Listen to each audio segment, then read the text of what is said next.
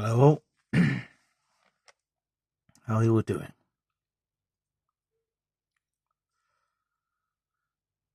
In this short 4-part series of essays, I am going to head down the feminist rabbit hole to explain why I no longer support feminism in its current form. So for part 1, I'm going to dive into the history of the movement. To understand feminism is to understand the situation in ancient history. In the Stone Age, there were no city-states, only various ethnicities and their tribes. The introduction of farming to Europe at the close of the Mesolithic, industrialized society. Roles became gendered. Recent discoveries have revealed that by the Neolithic, structured hierarchies had emerged, with the elites of each tribe tending to be male-dominant, but perhaps with women being held in reverence and respect. By the Bronze Age, Europe had become warlike, with the elites becoming militarized with the invention of the sword and shield at this time. City-states sprang up around the Mediterranean Sea. Through conquest by waves of Anatolian peoples from modern Turkey, the native Minoans were replaced by the Mycenaeans, and finally the patriarchal Hellenes, and the switch to a patriarchal system in Greece which saw women utterly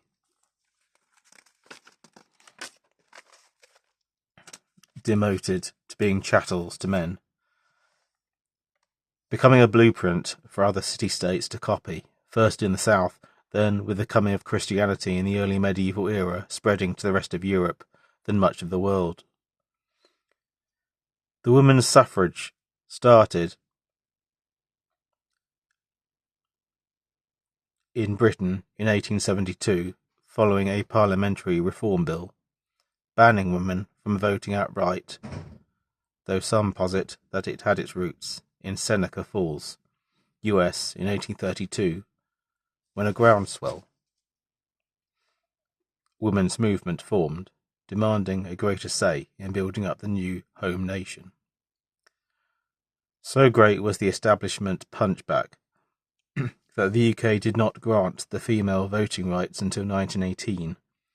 Even so, only women aged 30 and over were given the rights.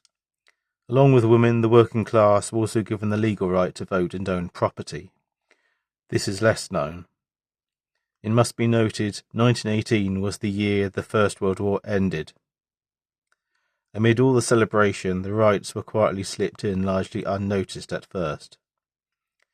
Feminism and the push for women's liberation as we know it began in the 60s and 70s across the Western world. This was more academic and literary based, and in spite of its quasi-misogynistic depiction as militant, it was tame in comparison to the suffragists' renegade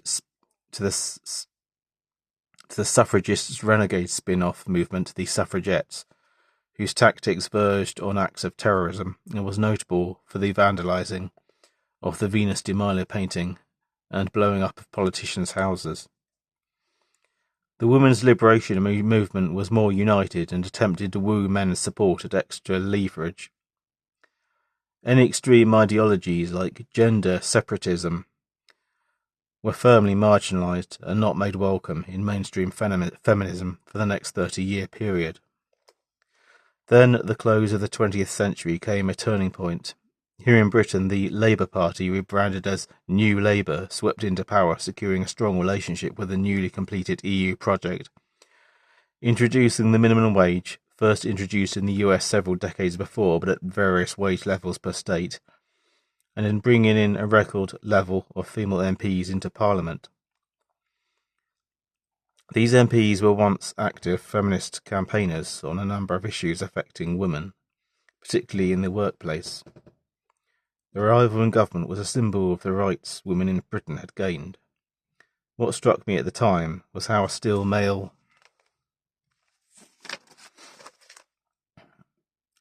media in Britain spun it to their advantage in an ironic attempt at giving this success sex appeal.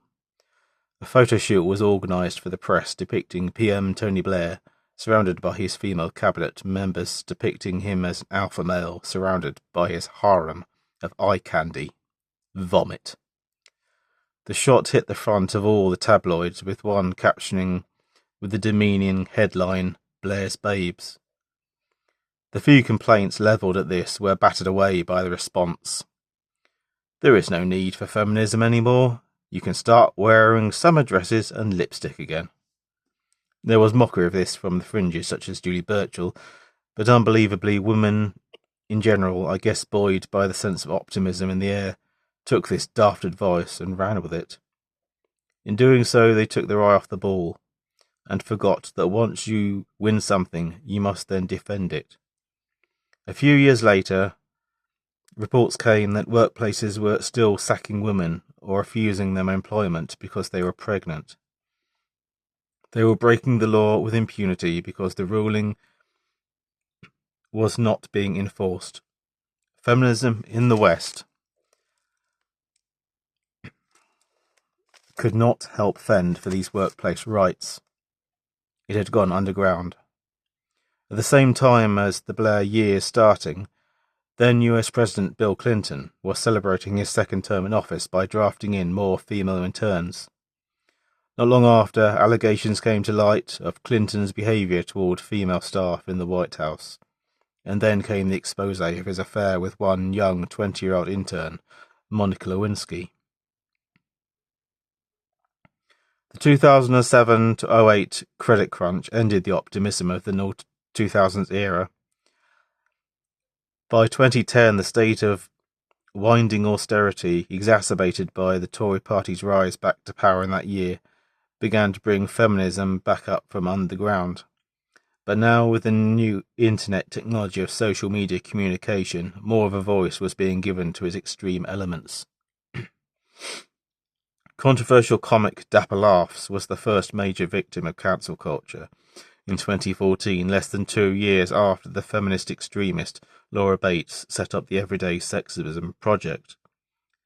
The legacy of the Jimmy Savile revelations was other nations going through their own media industry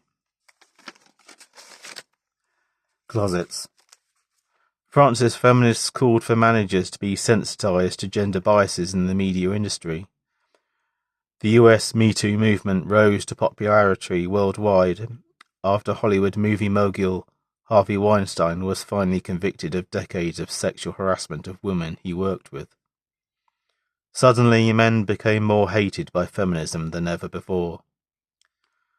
In part 2, I will deep dive into how a book published in 2017 made the pseudo-scientific claim of the existence of a female midlife crisis, and how this impacts on men's lives now.